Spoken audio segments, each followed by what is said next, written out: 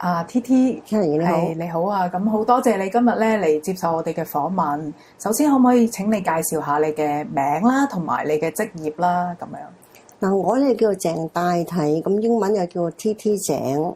咁我過往嘅職業，咁當然啦，我而家退咗休噶啦。咁我過往咧就係第一份工開始咧都係做幼稚園嘅教師嘅。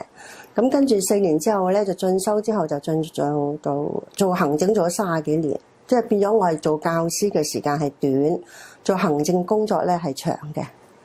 咁可唔可以講下你點解即係揀呢個職業嘅？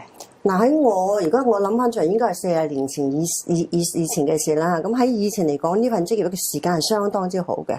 咁可以做半晝又得，做全日又得。咁樣你咧就話喺你又想兼顧家庭，又想係自己賺翻啲零用錢嚟講咧，喺嗰陣時係最好嘅選擇。當然你話養家就唔得，喺嗰陣時代啊，嗰個人工養家就唔得嘅，你只能夠當自己零用錢。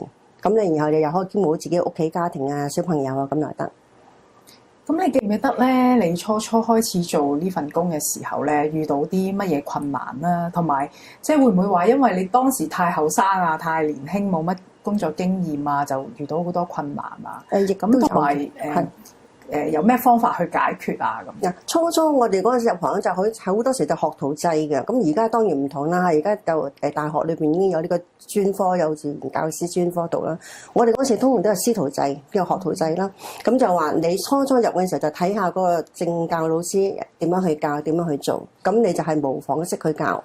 咁困難咧就係話小朋友扭計，你知嗰陣時都係3歲4歲，到我個年代咧應該係4歲先入學嘅。小朋友4歲入學，4、5。就讀2年嘅啫，後期先至3年，再後期就2歲都入學啦，即係比較後期啲嘅。咁嗰陣時啲小朋友就係佢喊啊、扭計啊，就比較係唔識得點處理嘅。咁好多時就當然啦，我女性嘅，咁嗰陣時我都入行嗰時已經係結婚嘅小朋友啦。咁我就都係個女性做媽媽嘅心態咧，就係比較呵護佢比較多啲，就唔識得咩兒童心理啊，佢救咩喊啊、扭咩計就唔知嘅，一味係氹佢嘅啫。咁嗰啲係困難嚟嘅。咁同埋仲有一樣就係又是翻學第一日翻學，小朋友多數嗰個分離情緒同媽媽嘅分離情緒係好強烈嘅。咁嗰陣時就係最辛苦嘅。咁我覺得係最困難係嗰段時間，一開學第一個星期嗰段時間最困難嘅。咁如果穩定咗之後，就嗰陣時小朋友係相當好教，同埋我哋嘅工作咧就唔係咁多元化，係比較板一啲嘅嚇。咁對我嚟講，工作唔係話對我有挑戰，係小朋友嗰個情緒啊，同埋第一日翻學，即係嗰初期翻學嗰段情緒咧，係對我先係挑戰。咁你點樣去解決嗰個問題啊？當時冇嗰陣時，大家都係都係當然係得後生啦。咁我覺得係處理上都係比較係抱住佢啊。去窗門行下，即係我嗰陣時嗰隻學校又唔係大嘅，咁抱住佢喺窗門行下，睇你媽媽喺唔喺下邊啊？會幾多點嚟啊？咁嗰陣時我哋最興嘅方法就係攞起個電話打俾媽媽啊，就係咁樣去啫，即係俾個玩具啊。